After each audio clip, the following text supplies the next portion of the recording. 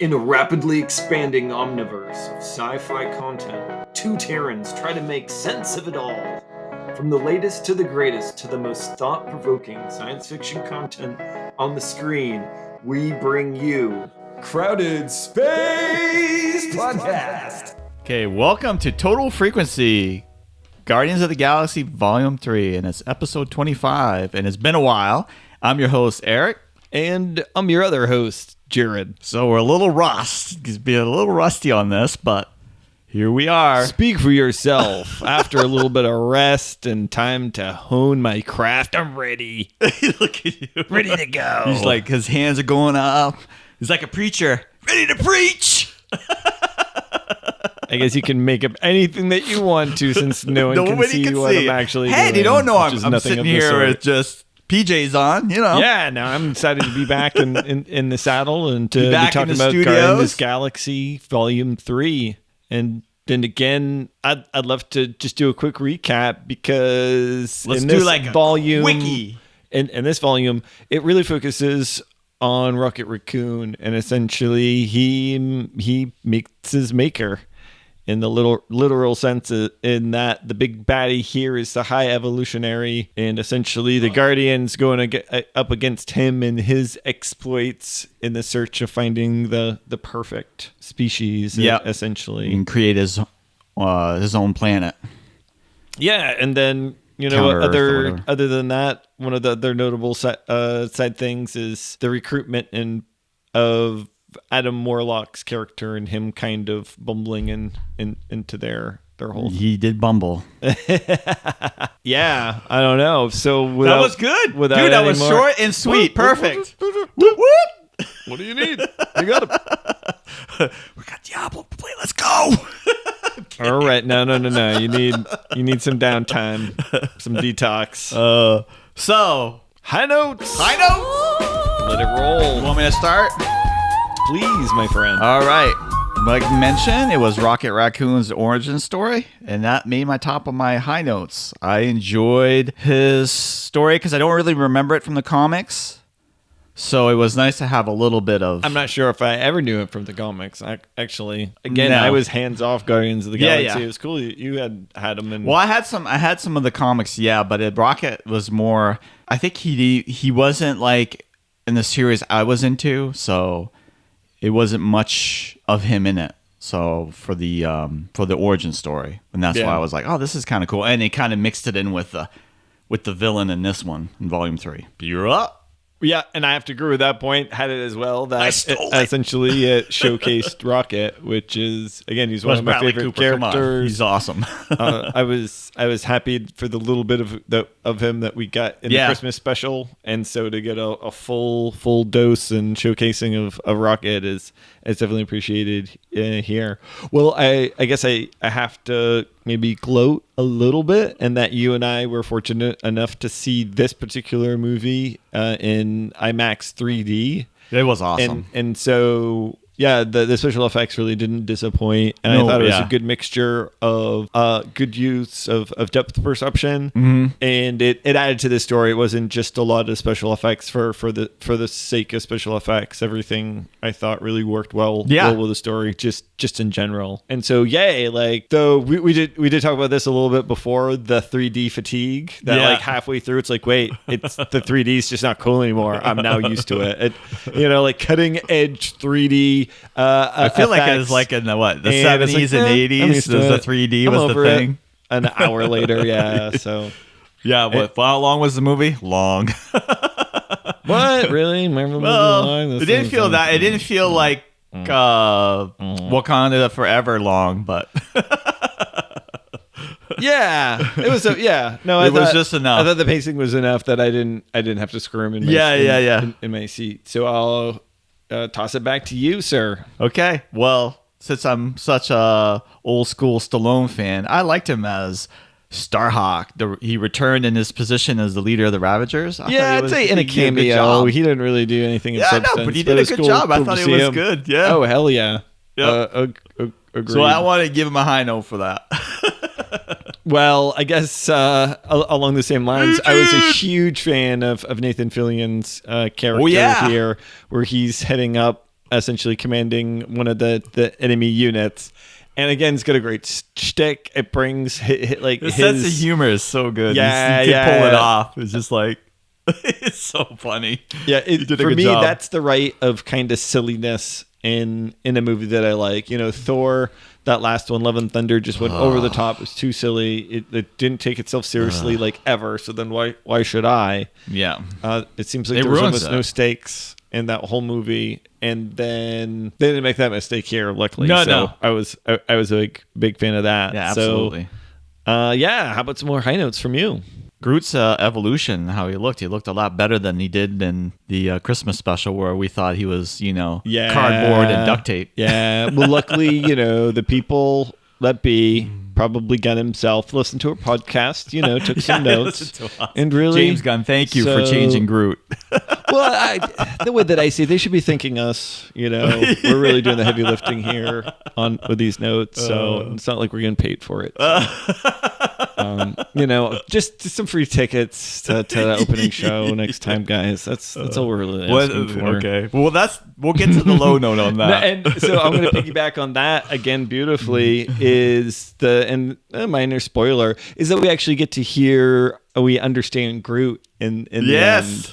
And I thought that was a great. Just cinematic touch and really just cemented the whole overall vibe of what family is. It had that Chewie Han vibe. And that a real family, they can separate. They can go their separate ways.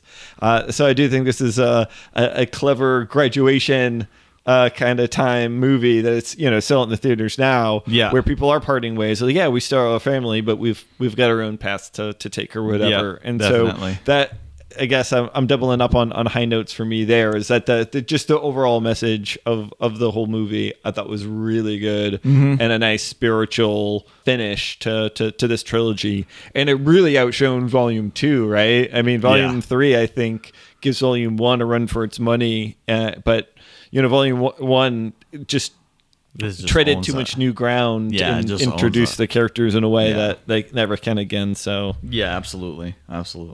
But going back to what I was saying about like the Han and Chewie vibe is with Rocket and Groot, I feel like they had that partnership between the two of them, just how they cared, and like you said, they went to the family thing and everybody cares about everybody, but those two seem to be like, going back to Volume 1, they were like a team then, and then Volume 3, they're still like a duo with everything that's going, like the fight scenes, or they're doing a lot of stuff together. I like that. I like the two dynamic they had. Yeah, so it does really make you wonder what's in store for the future, especially with the post-credit scene. Yeah, with him eating cereal. Yeah, give us a taste of what the next generation cereal.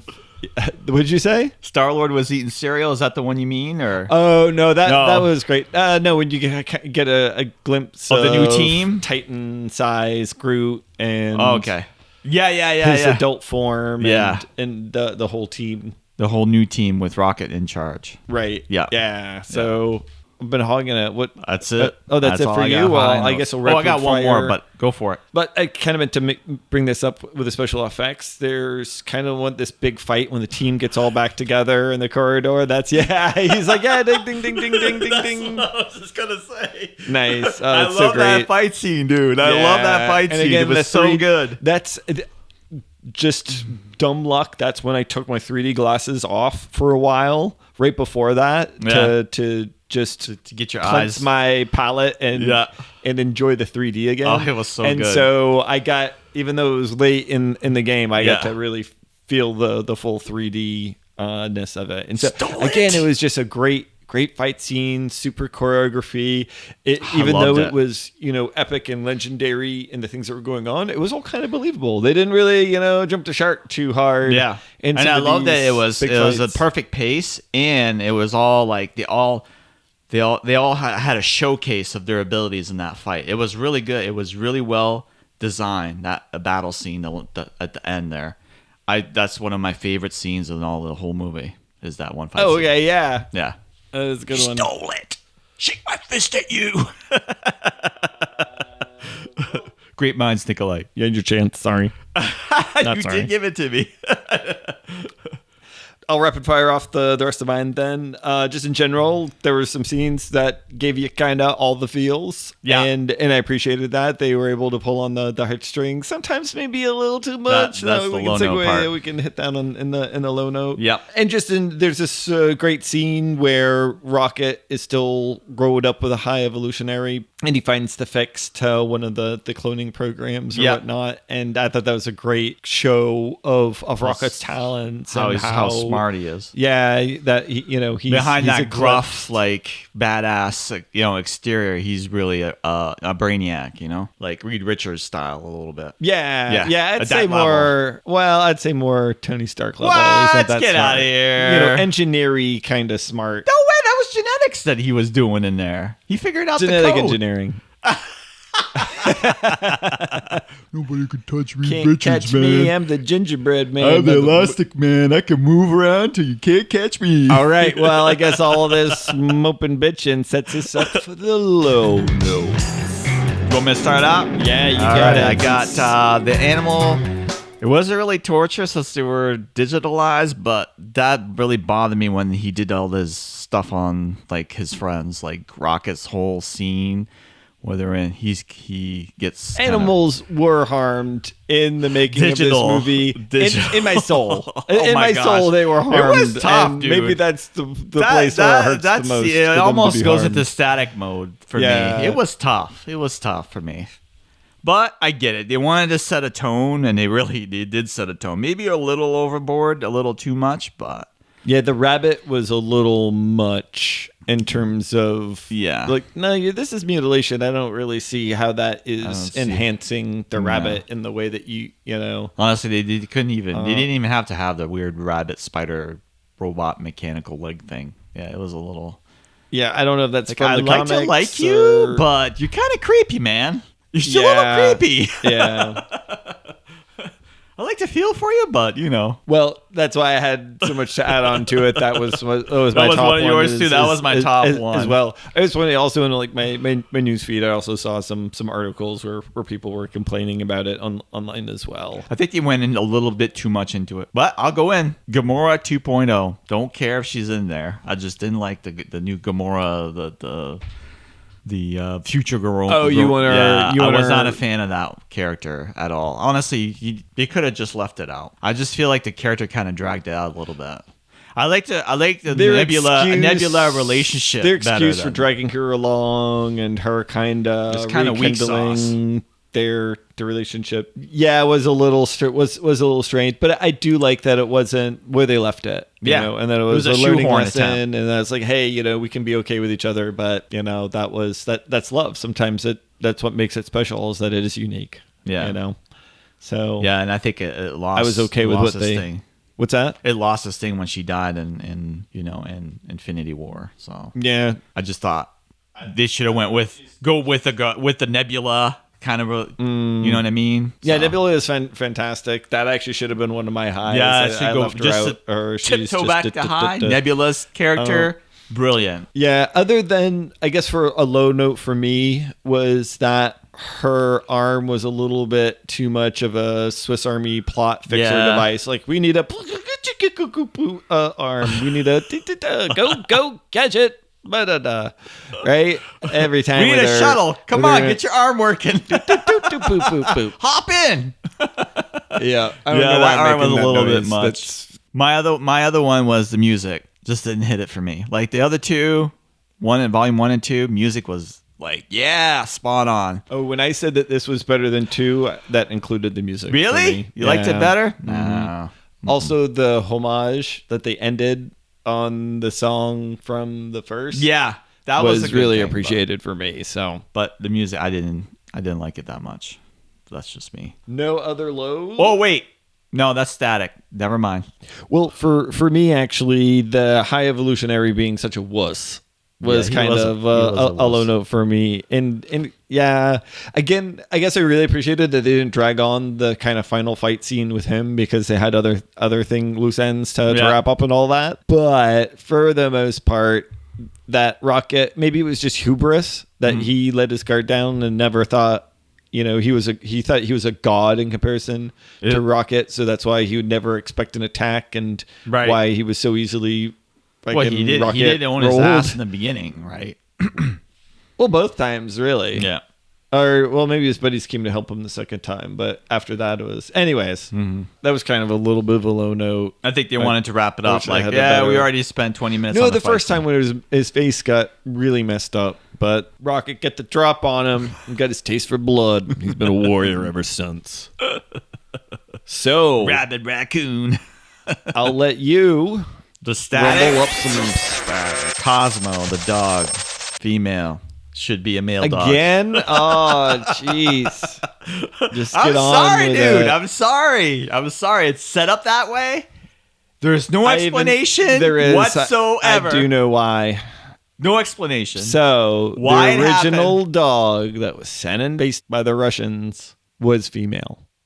And so, according to James Gunn, he's fixing the comics mistake by actually fixing the gender, because Cosmo is supposed to be the first Russian dog sent into space. But you made it male already. You made it male in Volume 2 or Volume 1 in Volume 2. You made it male in he wasn't in 2, the video game.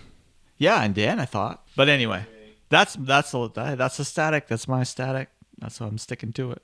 Just from your previous comment, they kind of punked Adam Warlock. He went from, the savior and brought it all together for the Infinity Gauntlet, to Superman with the baby bottle, or Bizarro Superman. I'm just going shaking around. my head. And they said about this too. They said that comic book fans would hate Adam Warlock, and they are totally, absolutely right.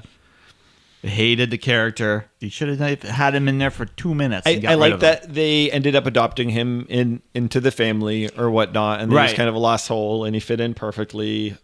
But that was fine, but Superman with a diaper on. It's just like make if you want to do that, make up a new character. But that's not Adam Warlock, so I don't even know what you're doing. But I just think it's something that they set up, and then because of his Peter Gunn's Twitter crap that delayed 3, so 3 came out after Infinity, so then they couldn't have Adam Warlock be introduced to do something in Infinity. So then this is what we get. So Volume 1 and 2 were both movies I watched with my family. I can say that with 3 since we watched it together. Yeah. Hey! And I know that my whole family's going to love this movie just as much as they did the first one. I can say with a great confidence. So that anyone that liked the first or the second, this is a must watch. And I'll piggyback off that blockbuster. Yeah, this is a fantastic addition to I'll piggyback off on what you just said with my static is that's over. Volume 3 makes it like, oh my gosh, there's only 3 movies with these characters and it's done. Oh, I'm so sad. That's the thing for me. That was a static like. That's legit static. Yeah. It's over. All these cool characters. They could have just kept going. But if you can say the end is a high note for some movies, you can say that this is static from that. Static as well. And it really bothered me that, because I would have been like, I could see another couple more. Like they could have had just straight up Adam Warlock with Volume 3 and then do the evolutionary with Volume 4. Like they could have fit in that whole Adam Warlock scenario in there, but I feel like it just got. I'm perfectly happy with the trilogy. Let's end it while it's good, and let's spin it off with some of the characters, and let's see what can happen. I'm excited to see the new direction, and happy that it ended well, enjoyable. Well then, I'm not done. I got more. Oh, you've got that much static. Oh my lord, jeez. The dark mood and overtones was a little dark. I definitely got tired of seeing Star-Lord so grumpy and messed and just not having his crap together. Yeah. Pretty much it. Other than the Hive Evolutionary should have been a little bit more kick-ass. I would like to see him fight a little bit better or have one cooler minion bodyguard. Yeah. That would, after he get his butt kicked by Rocket, you think he would have trained something. They had some weird, like, pig. Yeah, I guess. Sentry dude. Oh, my lord. War pig. Yeah. That, I'm sorry. breaking all the rules and going back to say as a high note, Warpig was so freaking cool as his. Yeah, they had those, but they didn't. Yeah. They didn't give us the spank we wanted. You know what I mean? No, they put up a good fight. That's a great scene. I totally forgot about Warpig. Anyway. I feel bad. So That now you could go, my friend. yeah, You could take us out. And remember, it's not the destination. It's the journey. We're back. Yeah, We might have a 2 week back and better than format, but ever. we're back. Later, y'all.